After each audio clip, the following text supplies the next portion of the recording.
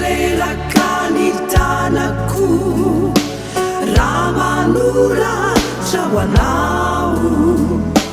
tsy hovizana ny vavako raha manonona ny anaranao, tsy fantatro fa ny fitiavako zay mitoetra atriny ela, mokalona sy hoambarako aminao tsisy fetra. Tsy horeraka ny tanako raha manoratra ho anao, tsy hovizana ny vavako raha manonona ny anaranao, tsy fantatro fa ny fitiavako zay mitoetra atriny ela, mokalona sy hoambarako aminao tsisy fetra.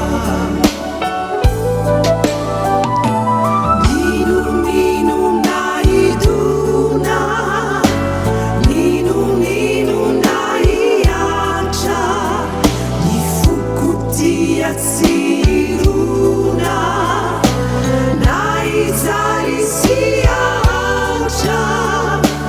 vianao no efa tiako, ka na izana tsiny lay toky mamizany riko, tonga izany ankehitriny. Ninonina idona, ninonina hiatra, ny foko tia tsirona, na izaly sy aotra, vianao no efa tiako, ka na izana tsiny lay toky mamizay riko, tonga izany